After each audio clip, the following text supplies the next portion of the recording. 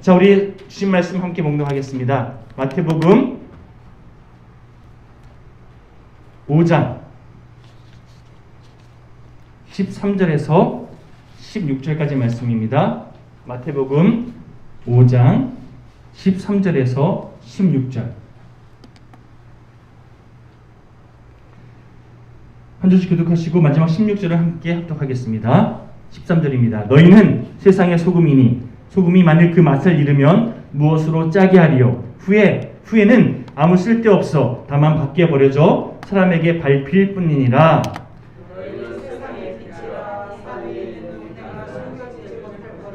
사람이 등불을 켜서 말 아래에 두지 아니하고 등경 위에 두나니 이러므로 집안 모든 사람에게 비치느니라. 이같이 너희 빛이 사람 앞에 비치게 하여 그들로 너희 착한 행실을 보고 하늘에 계신 너희 아버지께 영광을 돌리게 하라. 아멘.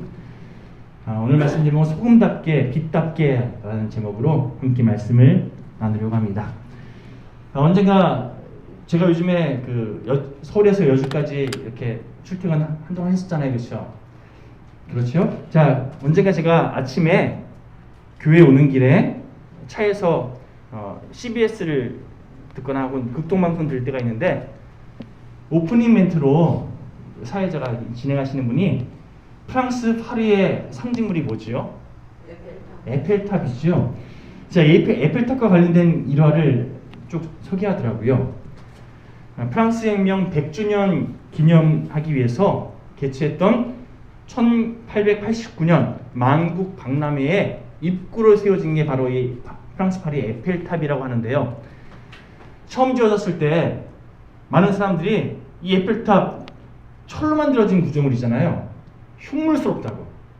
어떻게 이런 우리의 파리에 정말 고풍스러운 건물들 많은 이 파리에 이런 철제 흉물스러운 건축물을 만들어놨냐고 하면서 많은 사람들에게 눈에 거슬린다고 비난을 받았다는 겁니다. 한마디로 혐오 대상이었대요. 아무튼 수많은 사람들이 이런 철골 구조물 오히려 프랑스 파리의 미관을 망친다라고 비난하면서 철거해야 된다고 굉장히 많이 주장했다는 겁니다. 그런데 이 에펠탑이 100년 넘게 철거되지 않고 지금까지 살아남아 있는 이유가 무엇인가? 일명 파리의 랜드마크가 됐잖아요. 그렇죠? 상징물.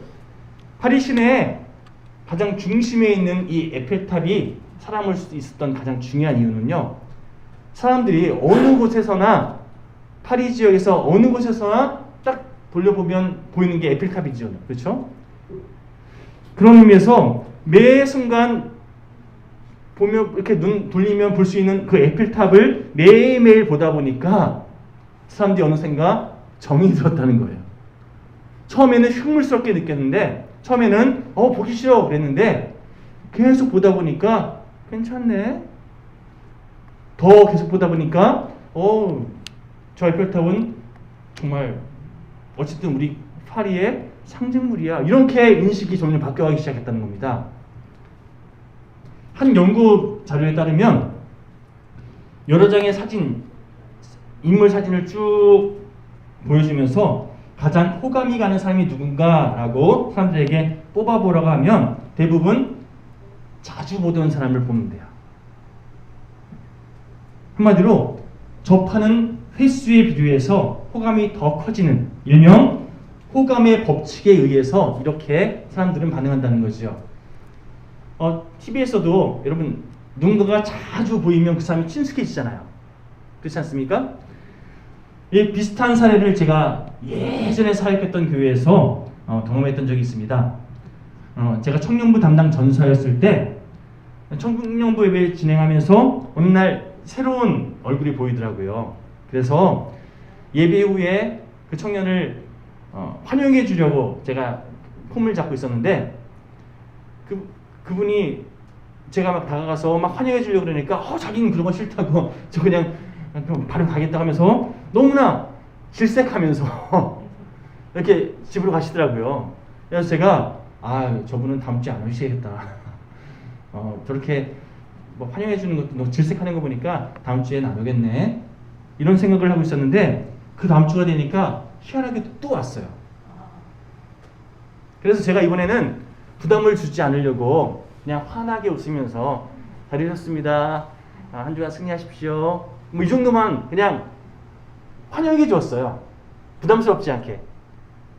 그러고 나서 그렇게 부담을 주지 않게끔 환영해 주기를 2달이 지났습니다. 매주 그렇게 왔어요. 어느 날 하나님께서 제 마음 가운데 그런 마음을 주시더라고요. 오늘은 다가가서 그 마음에 노크를 좀 해라. 그런 마음을 주셔서 제가 예배 끝나고 나서 나가려고 하는 그 친구에게 저희 교회가 예배 끝난 다음에 청년부들 소그룹 모임이 있어요. 한번 참석해 보시겠어요? 라고 싹 물어봤는데 희한합니다. 질색팔색하면서 갔던 게 2달 전이잖아요. 그런데 네, 그럴까요? 뭐 이렇게. 그래서 제가 옳다구나 할렐루야 하면서 그 친구를 새가족 팀에 소개해주고 해서 소그룹 모임을 진행시켰어요. 그날 그 친구가 이런 얘기를 해주더라고요. 근래에 직장에서 상사와의 갈등이 있었다는 거예요. 웹 디자이너 일을 하는 친구였는데 그래서 이직을 해야 되나 아주 심각하게 고민하고 있었던 그런 시기였다는 거예요. 설상가상으로 가정에도 큰 문제가 생겨서 아주 완전히 젊은 친구들 표현 멘붕 상태가 온 거죠. 그런데 아주 절친한 직장 선배, 자기 언니가 어떤 언니가 자기에게 야 너 그렇게 벙어리 냉가슴 마냥 혼자 소홀해하지 말고 그럴 때는 종교의 힘을 좀 빌려보는 것도 괜찮아 이렇게 조언해 주더래요. 그래서 그렇지 않아도 너무 답답하고 선배 언니의 말도 있고 해서 그냥 속는 셈 치고 어느 종교에 뭐 나를 좀 맡겨봐야겠다 이런 생각을 갖고 이제 좀 살펴보기 시작했다는 겁니다. 근데 절에 가려고 하니까 너무 멀고 대부분 멀리잖아요. 그리고 그래서 성당이나 교회에 좀 가볼까 이런 마음을 갖고 둘러보니까 생각은 그렇게 했어도 막상 가려고 하니까 한 번도 가보지 않았던 교회나 성당 이게 사실 좀 가기 힘들거든요. 누군가가 끌어주는 사람도 없고 그래서 여러분 누군가 끌어주는 사람이 있는 게 되게 중요해요. 어쨌든 어딜 가야 되지 한참 고민하고 있었는데 다른 건 모르겠고 일단 가기로 마음먹으니까 이 친구 성향이 결정하면 해야 되는 스타일인 거예요. 그래서 출퇴근하면서 그동안 좀 그래도 봤던 교회 저 교회 한번 가볼까? 이런 마음이 들어서 온 게 바로 저희 교회였던 거예요. 그리고 나서 처음으로 교회 갔는데 말 그대로 처음으로 교회 문화를 경험해 봤는데 예배 드리는 그 순간이 얼마나 어색해요. 낯설잖아요. 교회 용어는 특히나 여러분 정말 어색하고 낯선 용어들이 굉장히 많거든요. 그렇지 않습니까? 우리들은 익숙하지만 처음 교회 나온 사람들은 어색한 그런 내용들이 많이 있거든요. 더군다나 자기 원래 처음 오는 사람들은요 다 자기를 보는 것 같고 굉장히 의식이 되잖아요. 아무튼 불편한 마음이 가득한데 희한하게도 설교하신 분의 말씀이 무슨 내용인지 잘 이해는 안 되는데 정말 그 말씀 들으면서 자기도 모르게 마음에 평안함이 생기더라는 거예요. 그래서 자기에게 막 누군가 다가오니까 질색팔색하고 너무 싫어 그러면서 도망가긴 했지만 다음 주에 그래서 또 찾아온 거예요. 그리고 그렇게 예배를 계속 2달 동안 드렸던 거죠. 그 청년의 이름을 제가 굳이 밝히지는 않겠는데 이 청년이요 완전 시장 초짜였거든요. 하나님에 대해서 전혀 알지 못하는 교회와 완전 담쌓고 지냈던 그런 자매였는데 그렇게 우연한 기회에 하나님께로 나오게 된 거죠. 여러분 과연 그게 우연일까요? 아무튼 나중에 이 청년이요 그 교회에서 만난 어떤 형제와 제가 들은 바로는 결혼해서 얼마 전에 소식을 들었는데 집사직분 받고 신앙생활 교회에서 참 열심히 하고 있다는 그런 얘기를 들으면서 참 뭐랄까 감사하고 복되다라는 그런 생각이 들더라고요. 현실에 말하는 것은 현지 내법일과 동남 아파트 이 근방에 사는 누군가가 어느 날 기도가 필요하고 어느 날 교회에 가볼까 이런 마음이 딱 들었을 때 저 교회 가봐야겠다 이런 마음이 들 수 있는 우리 영일교가 되었으면 좋겠습니다. 그런 면에서 단장한 것도 그런 연장선인 것 같아요. 원래는 의도한 게 아닌데 딱 단장하고 보니까 눈에 딱 띄더라고요. 여러분, 더군다나 거기에 더해서 우리 교회에서 한번 예배 드리고 나면 규모와 상관없이, 원래 장님은 그런 얘기 했거든요. 좀 큰 교회 가면 큰 교회 수준은 어떤 웅장함과 어떤 그런 무게감이 예배 현장감이 있잖아요. 그렇지 않습니까? 찬양도 더 화려하고 사람들이 많다 보니까 뭔가 그 분위기에 있잖아요. 그런 분위기와 상관없이 작은 교회에도 불구하고 예배 드리고 났더니 이 교회 정말 좋다라는 그런 생각이 들게 만드는 우리 영일교회가 되었으면 좋겠습니다. 그래서 더 많은 사람들에게 선한 영향력으로 하나님께 그렇게 나갈 수 있도록 돕는 복된 도구, 우리 영일교회가 그렇게 복되게 쓰임받게 되기를 간절히 축원드립니다. 그런 맥락에서 우리 옆 사람에게 이렇게 인사했으면 좋겠습니다. 제가 더 섬기겠습니다. 시작. 제가 더 섬기겠습니다. 아멘. 누가 오면요, 왔구나가 아니라 여러분 섬기려는 마음이 있을 때 이게 가능한 거예요. 그렇죠? 그 사람에게 맞춰주고 그 사람에게 주님의 사랑을 흘려보내기 위해서 섬길 수 있는 그런 저 여러분 모두가 되었으면 좋겠습니다. 제가 아까 말씀드린 것처럼 제가 오늘 작년 8월 15일이 첫 예배의 날이었어요. 첫 설교가 8월 15일이더라고요. 그때는 8월 셋째 주였는데 올해는 달력은 8월 둘째 주가 됐는데요. 어쨌든 1주년 기념 예배이기도 하고요. 제가 사실 작년 8월 첫 주에 성전교회 담임 목사님이 어느 날 금요일 날, 첫 주 금요일 날 저녁 때 그것도 저를 불러서 야, 이 목사, 내가 후배 목사한테 전화를 받았는데 이게 급한 일이어서 한번 들어볼래? 그래서 뭔가 하나 제안을 하시더라고요. 그 교회가 지금 이런 사역 때문에 담임자가 좀 바뀌어야 되는 상황인데 급하게 결정돼야 되는 거라고. 그래서 당장 토요일까지 결정돼야 된다고. 금요일날 저녁 때 얘기하시고 토요일날 결정돼야 된다는 거. 보통 그런 얘기 제안 들으면요, 이게 급하게 진행되면 뭔가 타인하기 쉽거든요.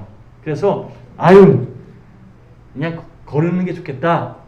첫 마음은 그랬어요. 그런데 희한하게도요, 하나님께서 여기는 하나님께서 주신 어떤 인도하심이 있다, 그런 마음을 이렇게 주시는 거예요.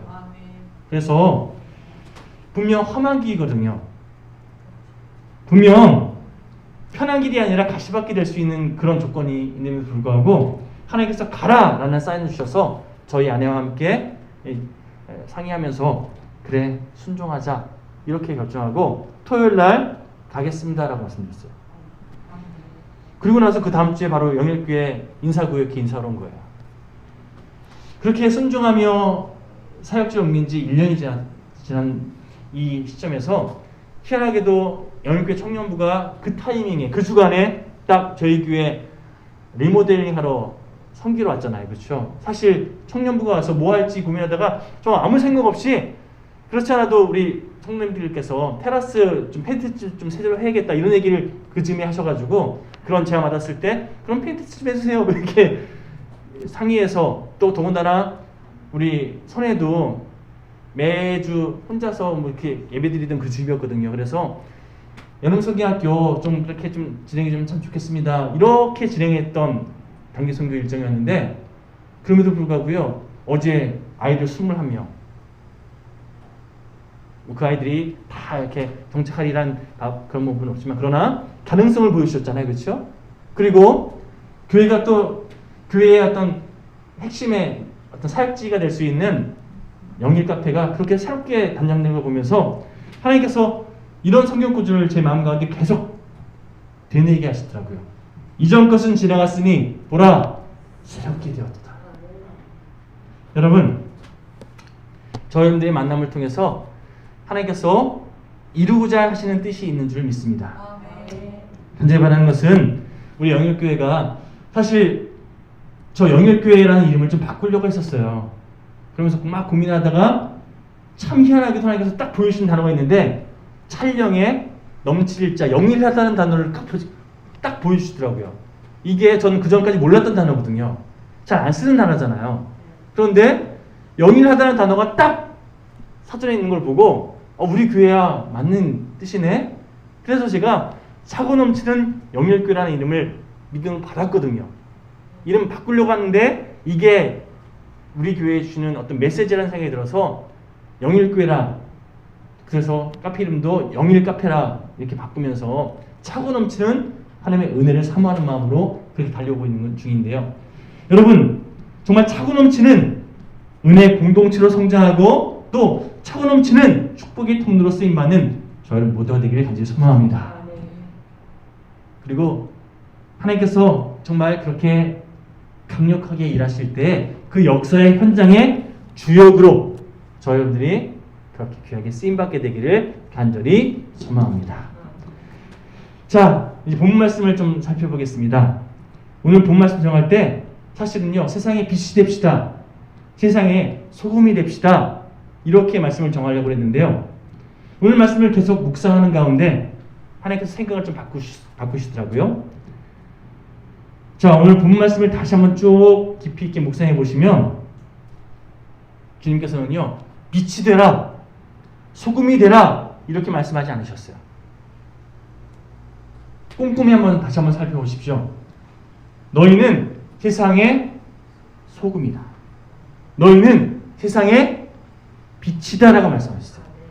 그렇게 돼야 된다가 아니라 이미 소금이고 이미 빛이라는 거예요. 여러분, 제가 질문 하나 드리겠습니다. 우리가 우리 스스로의 노력과 능력으로 우리가 열심히 뭔가 노력하면 세상의 소금이, 세상의 빛이 될 수 있을까요? 아니요. 우리는 그런 존재가 될 수 없어요. 내가 아무리 애써도요, 내가 스스로 빛을 발하는 그런 존재가 될 수 없더라는 거예요. 그러나 마치 달이 태양의 빛을 받아서 밤에 환하게 빛을 발하는 것처럼 우리들은요, 주님의 빛을 받아 빛을 발하는 존재가 될 수 있다는 거예요. 여러분, 오늘 말씀을 소금, 빛, 그리고 착한 행실, 이 세 단어를 키워드 삼아서 말씀을 함께 나누는 시간 되기 원하는데요. 가장 먼저 소금에 대해서 살펴보겠습니다. 소금, 우리 본문 13절 말씀 다시 한번 주목해 보십시오. 너희는 소금이 되어야 한다, 이게 아니라 너희는 이미 세상의 소금이다, 이렇게 선포하고 계시죠. 자, 너희는 세상의 소금이니, 이 말은요, 썩어져가는 이 세상을 회복시키고, 이 땅이 점점 왜곡되고 잘못된 가치관으로 썩어져 가잖아요. 뭔가 문제가 생기고 있잖아요. 그 세상의 가치관을 다시금 회복시키는 소금과 같은 역할, 내가 너희에게 맡겼다라는 거예요. 이 땅에 오신 그리스도이신 예수님께서 십자가의 대속의 은혜로 우리를 그렇게 귀하게 회복시켰다는 겁니다. 주님께서 먼저 그 역할로 이 땅에 오셨고, 우리 또한 그 역할을 우리에게 맡기시는 은혜를 허락하셨다는 거예요.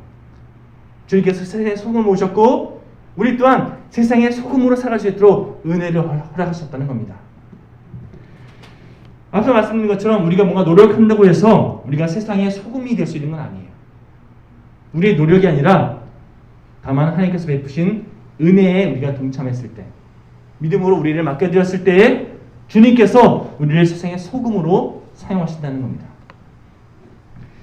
주의 손에 나의 손을 포개고, 또 주의 발에 나의 발을 포개요. 나 주와 함께 죽고 또 주와 함께 살리라.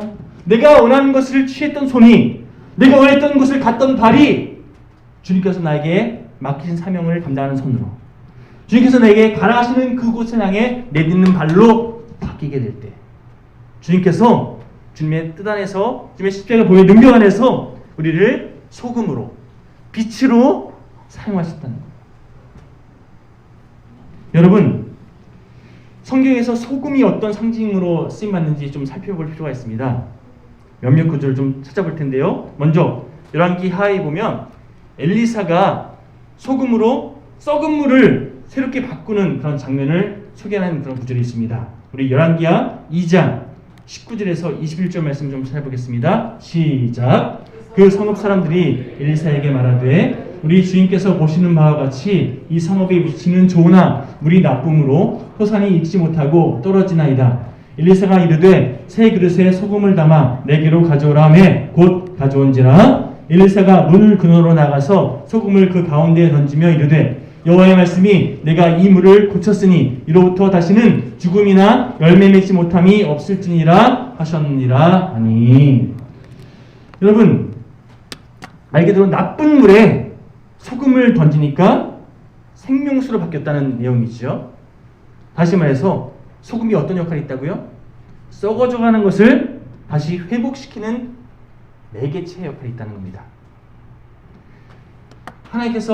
주님께서 우리에게 너희는 소금이다 말씀하시는 그 맥락이 이런 맥락이 있다는 거예요.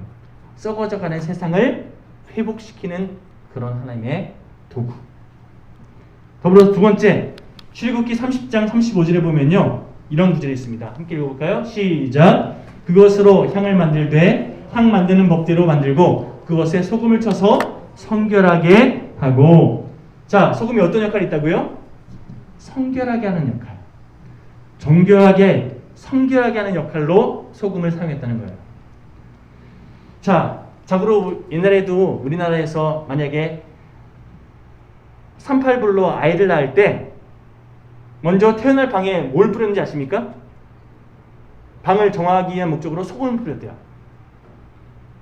그리고 태어난 아이에게 가장 먼저 먹이는 게 있었는데 바로 소금을 그 아이의 입에 넣어줘서 소금을 먹였대요. 그런 풍습이 있었대요. 이게 뭘 의미합니까? 그 아이를 악기로부터 정결시키는, 정화시키는 그런 역할로 소금을 그렇게 우리나라 사람들도 인식했다는 거예요. 더군다나 여러분, 아이가 밤에 쉬하고 나서 이불에 오줌 싸면 뭐 시켰죠? 소금 받아오게 하라고. 물론 키를 둘러 씌우고 소금 받아오게 하는 여기에는요, 잘못된 이 버릇을 고치기 위해서 창피 주기 위한 목적도 물론 있겠지만 가장 중요한 것은요, 소금이 액기나 경기로부터 건져내는 그런 역할이 또 미었기 때문에, 다시 말해서 이 아이가 밤에 오줌 누는 건 이 아이가 몸이 좀 허해서 경기가 있어서 그렇게 된 거니까 이걸 이겨내기 위해서 소금을 좀 받아와라, 이렇게 시켰다는 거예요.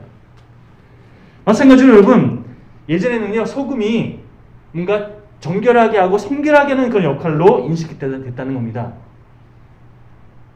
그리고 여러분, 더불어서 소금이 가지고 있는 상징성 세 번째는요, 이거 얘기하기 전에 먼저 퀴즈 하나 낼 텐데, 자, 이게 무슨 그림일까요?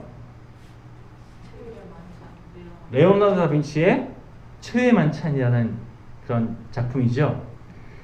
자, 이 그림에서 다른 유다가 어디 있을까요?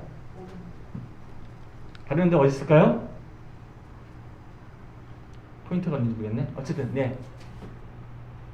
뭐 일단 시간 되니까 어디 있을까요? 여기서 쭉 보시면 잘 모르시겠죠. 사실 각 시대마다 하나님과 인간, 또 인간 사이의 어떤 부분들을 상징하는 어떤 도구로 소금을 썼는데요. 이 소금의 위치가 어디 있는지를 보면 다른 유다의 위치를 알 수 있대요. 음식이 뭐 잘 안 보이니까 확인이 안 되겠지만 좀 가까이서 살펴보시면요, 우리 예수님을 기준으로 저한테는 오른쪽이지만 여러분들한테 왼쪽이죠. 왼쪽에 두 번째 사람 보시면, 자, 동그라미 친데 보면 뭐가 쏟아져 있죠. 소금이 쏟아진 거예요. 한마디로 소금은요, 그 당시에 불변의 약속을 상징했는데 이게 쏟아졌잖아요. 가룟유다가 주인과의 신실한 약속을 깼다라는 의미에서 이렇게 표현했대요. 여러분,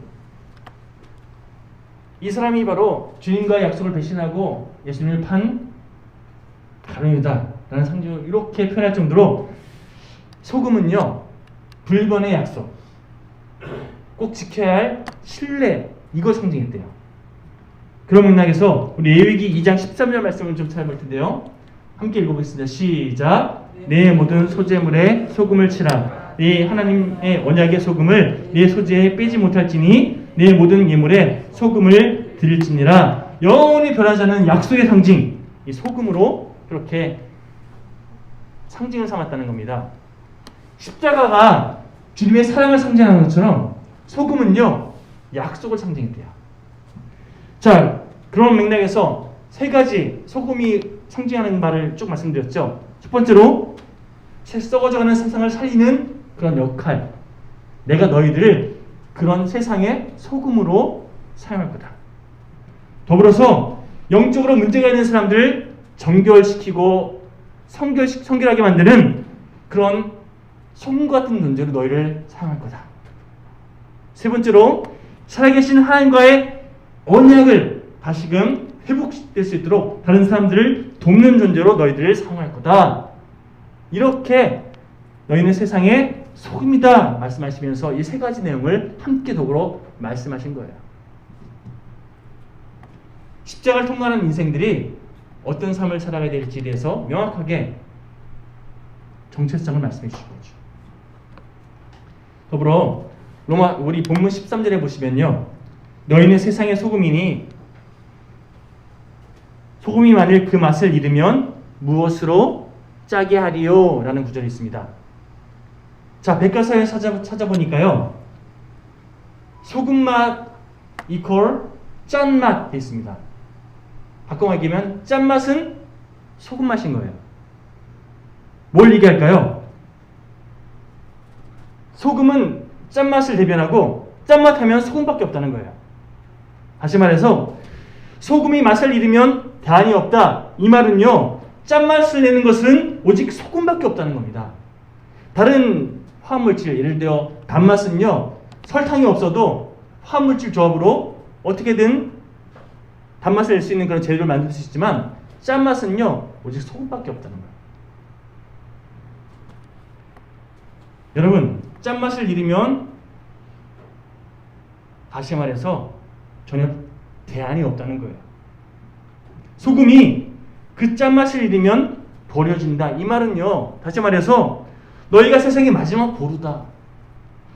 너희가 이 소금의 제 역할을 감당해야 된다. 그러니 더욱 깨어 기도함으로 주님만에 거하라.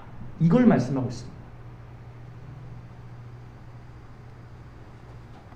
여러분, 소금이 그 맛을 잃지 않으려면, 아니 그 맛을 제대로 내려면 가장 중요한 핵심적인 어떤 전제 조건이 있는데요. 여러분, 소금이 짠맛을 내려면 어떻게 됩니까? 녹아야 돼요. 소금이 덩어리째 그대로 있으면 절대 짠맛이 배기지 않습니다. 소금이 녹아서 음식물이나 어떤 물체에 그 짠맛을 배게 할 때 제 역할을 감당하는 거거든요.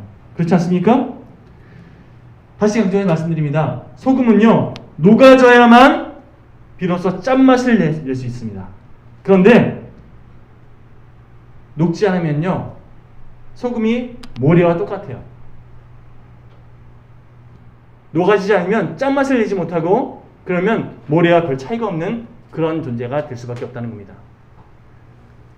내가 사라지면서 다른 음식이 더 감칠맛을 낼 수 있도록 돕는 역할, 내가 녹아지는 것, 다른 말로 자기 희생이지요. 그럴 때에 짠맛을 내는 제 역할을 감당할 수 있다는 겁니다. 여러분, 소금은요, 자기를 온전히 내려놓고 잘 녹아질 때에만 그 음식이 상하지 않게끔, 또 더 맛있는 감칠맛을 내게끔 쓰임받게 돼 있어요. 그렇다고 한다면 소금이 녹지 않는다.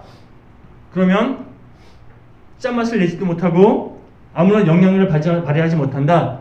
그런 소금은 모래와 똑같으니 버려질 수밖에 없다. 이런 얘기 하시는 거예요. 예전에 제가 아침 대신에 선식을 먹은 적이 있습니다. 선식이 잘 풀어지는 게 있는 반면 또 안 풀어지는 게 있어요. 그래서 아침마다 선식을 먹으려고 막 이렇게 하는데 어느 날은요, 찬물이 아니라 따뜻한 물에 먼저 녹인 다음에 그렇게 하면 잘 되는데 급해서 그냥 대충 물에 풀고 막 하는데 안 풀리는 거예요. 분명 내 건강을 위해서 먹은 선식인데 안 녹으니까 덩어리째 그렇게 있으니까 짜증나더라고요. 나에게 도움을 주는 선식이 아니라 나에게 짜증을 유발하는 선식이 됐다는 겁니다. 똑같아요.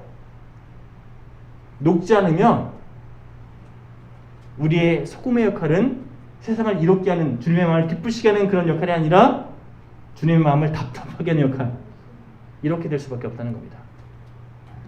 내가 왜 녹아 고집부리면요, 아우 내가 이거 좋은데 움켜쥐고 있으면요 제 역할 감당할 수 없다는 거예요. 항상 녹지 않고 덩어리째 자기를 고집하고 있는 게 그게 문제라는 겁니다. 우리 자아가 난 내 거 포기 못해, 내 거야 이러고 있으면요, 녹지 않으려고 발버둥 치고 있으면요 결국 문제를 일으킬 수밖에 없다는 겁니다. 녹아 없어진다는 말은요, 여러분 우리 주님께서 우리에게 본을 보여주셨던 것처럼 십자가의 은혜의 속성이 뭡니까? 여러 가지 속성이 있지만 희생과 헌신이 가장 중요한 바탕이 있잖아요. 우리를 위해서 희생과 섬김을 다하신, 헌신하신 그 십자가 사랑을 우리가 정말 믿고 따르는 인생이라고 한다면, 자, 요한일서 3장 말씀 좀 찾아볼까요? 시작. 그가 우리를 위하여 목숨을 버리셨으니 우리가 이로써 사랑을 알고 우리도 형제들을 위하여 목숨을 버리는 것이 마땅하니라. 내가 왜 죽어 고집부리는 인생이 아니라 기꺼이 나를 녹일 수 있는 인생, 섬기고 헌신하고 희생하는 삶을 살아갈 때 하나님께서 그런 나를 통해서 세상을 회복시킨다는 거예요. 이 땅을 아름답게 변화시키는 그런 하나님의 도구로 우리를 사용하신다는 겁니다. 영일 카페가 새롭게 단장된 것처럼 세상을 새롭게 단장하시는 그런 도구로 우리를 사용하기 원하신다는 겁니다. 여러분, 소금이 녹아져서 다른 음식을 더 감칠맛 나게 그렇게 도와주는 것처럼, 또한 상하지 않게 지켜주는 것처럼 우리가 희생과 헌신으로 주님께서 보이시는 그 섬김의 도를 우리 삶을 통해 이루어갈 때 주님께서는요, 나도 유익하게 하고 다른 사람들에게 유익을 끼치는 형통의 도구로 우리를 사용하실 줄 믿습니다. 자, 여기서 우리가 놓치지 말아야 할 그런 중요한 핵심이 있는데요, 주님께서 먼저 빛을 말하셨습니까? 아니면 소금을 먼저 말하셨습니까? 뭘 먼저 말하셨습니까? 소금을 먼저 말하셨어요. 너희 빛이 되라, 그리고 소금이 되라, 이 말씀하는 게 아니라 너희는 소금이다, 그리고 너희는 빛이다 라고 말씀하셨어요. 이게 뭘 의미할까요? 한마디로 먼저 소금이의 역할을, 소금이 되어야 된다는 거예요. 뭘 얘기할까요? 다시 말하면 먼저 녹아지지 않으면, 자기 희생이 없으면, 덩어리째 그대로 있으면, 그러면 주님이 그 인생 가운데 온전히 거하실 수 없잖아요. 그 결과 주님의 빛을 드러낼 수 없다는 거예요. 주님이 우리 안에 거해야 우리가 주님의 빛을 밝게 드러내는 그런 빛의 역할을 감당할 수 있는데, 내가 녹지 않으면 주님이 우리 안에 거할 수 없는, 그래서 소금을 먼저 얘기하신 거예요. 내가 녹아야 된다는 거예요. 내가 내 삶을 온전히 주님 십자가에 맡겨줄 수 있는 인생 될 때, 그럴 때 내가 주님의 빛으로 쓰임받게 되겠다는 겁니다. 여러분, 이전에 빛에 대해서 좀 살펴볼까요? 빛의 역할과 기능에 대해서 말씀드릴 내용이 참 많은데, 오늘은요 한 가지만 얘기하고 말씀을 정리한 다음에 다음 주에 더 깊이 있게 이 말씀 가지고 함께 살펴보기 원합니다. 자, 빛의 역할은요 여러 가지 기능이 있지만, 새벽이 될 때 여러분 많이 그런 현상을 보셨을 텐데, 햇빛이 딱 떠오를 그 즈음에 여러분 빛이 뭘 하던가요? 어둠을 어떻게 하죠? 밀어내요. 그렇죠. 어두컴컴했던 그 새벽의 즈음에, 어스룩한 즈음에 해가 뜰 즈음 되면, 해가 뜨는 그쪽부터 빛이 어둠을 싹 밀어냅니다. 어둠을 드러내고 어둠을 몰아내는 역할, 이게 빛의 역할이에요. 자, 그런 맥락에서 우리 본문 14절 말씀 다시 한번 봉독해 보겠습니다. 시작. 너희는 세상의 빛이라 산 위에 있는 동네가 숨겨지지 못할 것이요. 예를 들어서 산 위에 어떤 동네에서 촛불을 켰다. 산 위에 나무가 많아서요. 산 밑에서 보면 그 촛불 보이지도 않아요. 그렇죠? 그런데 강력한, 예를 들어서 뭐 햇빛을 대응할 수 있는 그런 강한 빛이 산 위에서 비춰진다. 그러면 산 밑에서 보일까요? 안 보일까요? 보이죠?